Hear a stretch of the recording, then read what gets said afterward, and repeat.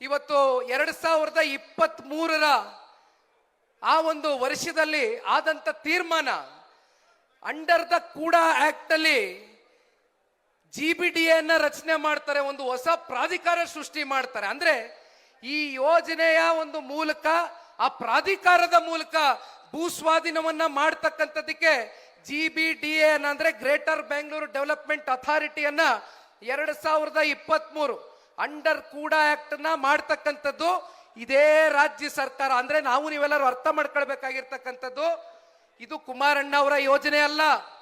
ಈ ಯೋಜನೆಯನ್ನ ತಗೊಂಡು ಬಂದಂಥದ್ದು, ಕೂಡ ಆಕ್ಟ್ ನ ತಗೊಂಡು ಬಂದಂಥದ್ದು, GBDA ಪ್ರಾಧಿಕಾರವಾಗಿ ಸೃಷ್ಟಿ ಮಾಡಿ ಅದರ ಮೂಲಕ ಭೂ ಸ್ವಾಧೀನ ಪ್ರಕ್ರಿಯೆಯನ್ನ ಪ್ರಾರಂಭ ಯಾವತ್ತು ಮಾಡ್ತಾರೆ? ಪ್ರಾಥಮಿಕ ಅಧಿಸೂಚನೆಯನ್ನ 2025ರಲ್ಲಿ ಹೊರಡಿಸ್ತಾರೆ. ಪ್ರಾಥಮಿಕವಾಗಿ ಅಧಿಸೂಚನೆ ಮಾಡ್ತಾರೆ, ಪ್ರಿಲಿಮಿನರಿ ನೋಟಿಫಿಕೇಶನ್.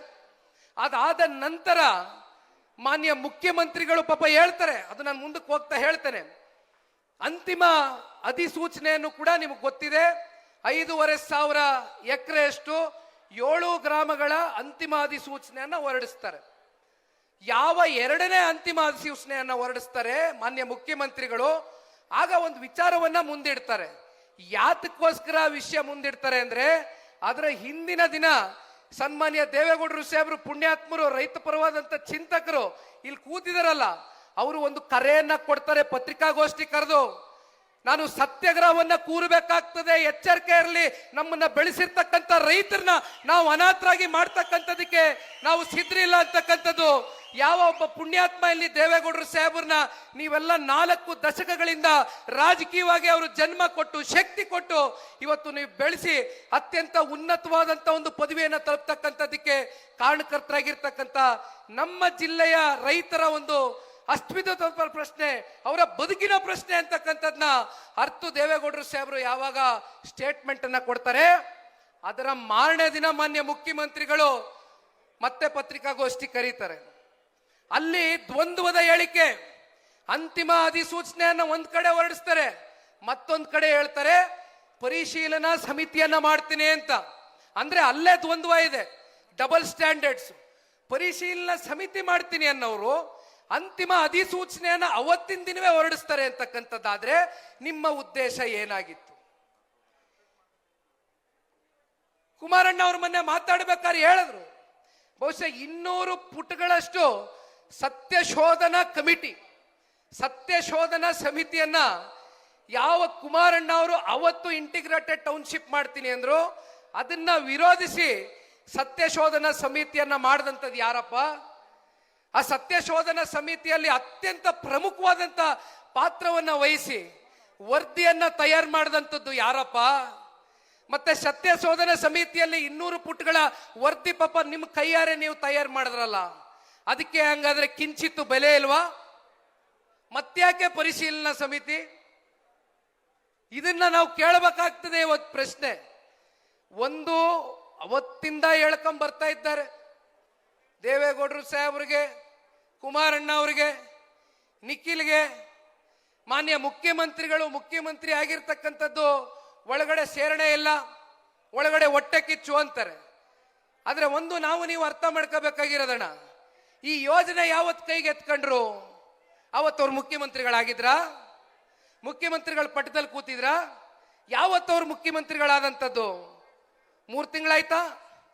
ಯಾವತ್ತು ಈ ಹೋರಾಟಕ್ಕೆ ಸನ್ಮಾನ್ಯ ಕುಮಾರಣ್ಣ ಅವರು ಕಳೆದ ವರ್ಷ ಜನವರಿ ತಿಂಗಳು ಪ್ರತಿಭಟನಾ ಸ್ಥಳಕ್ಕೆ ಬಂದು ನಿಮ್ಗೆ ಧೈರ್ಯವನ್ನ ತುಂಬಿಸ್ತಕ್ಕಂಥ ಕೆಲಸ ಮಾಡ್ತಾರೆ. ತದನಂತರ ನಾವುಗಳು ಎಷ್ಟು ಸಲ ಬಂದಿದ್ದೇವೆ ಇಲ್ಲಿ, ಯಾರ್ದೋ ಮುಖ್ಯಮಂತ್ರಿ ಕುರ್ಚಿಯನ್ನ ನೋಡಿ ಹೊಟ್ಟೆ ಕಿಚ್ಚು ಬೀಳ್ತಕ್ಕಂಥ ಜಾಯಮಾನ ದೇವೇಗೌಡರ ಕುಟುಂಬದಲ್ಲ ಅಂತಕ್ಕಂಥದ್ದು ಬಹಳ ಸ್ಪಷ್ಟವಾಗಿ ಹೇಳ್ತೇನೆ. ನಾನು ಅನೇಕ ಬಾರಿ ಹೇಳಿದ್ದೇನೆ, ಮತ್ತೆ ಹೇಳ್ತೇನೆ, ಒಕ್ಕಲ್ತನ ಮಾಡ್ತಕ್ಕಂಥ ಭೂಮಿ ತಾಯಿಯನ್ನ ನಂಬ್ಕೊಂಡು ಒಕ್ಕಲ್ತನ ಮಾಡ್ತಕ್ಕಂಥ ಪ್ರತಿಯೊಬ್ಬ ಬಡ ಒಕ್ಕಲಿಗನ ಒಂದು ರಕ್ಷಣೆ ಮಾಡ್ತಕ್ಕಂಥದ್ದು ಇವತ್ತು ಸನ್ಮಾನ್ಯ ದೇವೇಗೌಡರು ಸಾಹೇಬ್ರ ಕುಟುಂಬದ ಒಂದು ಆದ್ಯ ಕರ್ತವ್ಯ ಆಗಿದೆ. ದಯವಿಟ್ಟು ಅರ್ಥ ಮಾಡ್ಕೊಳ್ಬೇಕಾಗ್ತದೆ. ನಮಗೇನು ಹೊಟ್ಟೆ ಕಿಚ್ಚಿಲ್ಲ. ನೀವು ಮುಖ್ಯಮಂತ್ರಿ ಆಗಿದ ಆ ಕ್ಷಣವೇ ಬಹುಶಃ ನಮ್ಮ ಟ್ವಿಟರ್ ಖಾತೆಗಳಲ್ಲಿ ನಮ್ಮ ಮಾಧ್ಯಮದ ಸ್ನೇಹಿತರಲ್ಲಿ ಕೂತಿದ್ದಾರೆ, ನಾವು ಶುಭ ಕೋರಿದ್ದೇವೆ, ರಾಜ್ಯಕ್ಕೆ ಒಳ್ಳೇದು ಮಾಡಿ ಅಂತ ಬಯಸಿದ್ದೇವೆ, ಹರಿಸಿದ್ದೇವೆ. ಆದ್ರೆ ಈ ರೀತಿ ನೀವು ನಿಮ್ಮನ್ನ ಬೆಳೆಸ್ತಂತ ನಿಮಗೆ 4 ಶಾಸಕರನ್ನ ತಂದುಕೊಟ್ಟಿರ್ತಕ್ಕಂಥ ಜಿಲ್ಲೆಯ ರೈತರ ಎದೆ ಮೇಲೆ ಈ ರೀತಿ ನೀವು ಒತ್ತಾಯಪೂರ್ವಕವಾಗಿ ಮರಣ ಶಾಸನ ಬರೀರಿ ಅಂತಕ್ಕಂಥದಕ್ಕೆ ಇವತ್ತು ಅಧಿಕಾರ ಕೊಟ್ರೆ ಜಿಲ್ಲೆಯ ಜನತೆ ರೈತರು ಅಂತಕ್ಕಂಥದ್ದು ಒಮ್ಮೆ ನೀವು ಉತ್ತರ ಕೊಡಬೇಕಾಗ್ತದೆ. ದಯಮಾಡಿ ಈ ಸಂದರ್ಭದಲ್ಲಿ ನಾನೊಂದು ಮಾತನ್ನ ಹೇಳ್ತೇನೆ. ಮಂಜಣ್ಣ ಅವ್ರು ಹೇಳ್ತಾ ಇದ್ರು 9, 10, 11 3 ದಿನಗಳ ಕಾಲ ನಾವು ಪಾದಯಾತ್ರೆಯನ್ನ ಯಾತಕ್ಕೋಸ್ಕರ ಕರೆ ಕೊಟ್ವಿ. ನೀವೇನಾದ್ರು 526 ದಿನದಲ್ಲಿ ಒಮ್ಮೆ ಆದ್ರೂ ಬಂದು ರೈತರ ಕಷ್ಟವನ್ನ ಆಲಿಸಿದಿದ್ರೆ ಬಹುಶಃ ಈ ಪಾದಯಾತ್ರೆಯ ಅನಿವಾರ್ಯತೆ, ಅಗತ್ಯತೆ, ಅವಶ್ಯಕತೆ ನಮ್ಮ ಮುಂದೆ ಬಂದು ನಿಲ್ತಾ ಇರಲಿಲ್ಲ. ಯಾವಾಗ ಪಾದಯಾತ್ರೆ ನಡೆಯಕ್ಕೆ ಶುರು ಆಯಿತು, ಯಾವಾಗ ಪಾದಯಾತ್ರೆ ಮಾಡ್ತೀವಿ ಅಂತಕ್ಕಂಥದ್ದು ಸಮಯ ನಿಗದಿ ಆಯಿತು, ಹಿಂದಿನ ದಿನ ಪರಿಶೀಲನಾ ಸಮಿತಿಯ ಕೆಲವೊಂದಷ್ಟು ಏನು ತೀರ್ಮಾನಗಳು, ಸದಸ್ಯರ ತೀರ್ಮಾನಗಳು ತಗೊಳ್ತಾರೆ. ಯಾಕೆ 3-4 ವಾರದಿಂದ ಪರಿಶೀಲನಾ ಸಮಿತಿಯನ್ನ ಮಾಡ್ತಕ್ಕಂಥದಕ್ಕೆ ಆಗ್ಲಿಲ್ಲ ನಿಮಗೆ? ಯಾವಾಗ ನೀವು ಪಾದಯಾತ್ರೆ ಘೋಷಣೆ ಆಗುತ್ತೆ, ಆದ್ರೆ ಹಿಂದಿನ ದಿನ ಪರಿಶೀಲನಾ ಸಮಿತಿ ಅಂತೀರಿ, ಮಾರನೇ ದಿನ ಕೋಟ್ಯಾಂತರ ರೂಪಾಯಿ ಖರ್ಚು ಮಾಡ್ಕೊಂಡು ಜಾಹೀರಾತುಗಳನ್ನ ಹೊರಡಿಸ್ತೀವಿ, ಸುರಿಮಳೆ ಪ್ರಶ್ನೆಗಳನ್ನ ಕೇಳ್ತೀರಿ ನಮಗೆ. ಇದೆಲ್ಲ ಯಾತಕ್ಕೋಸ್ಕರ ಮಾಡಿದ್ರಿ?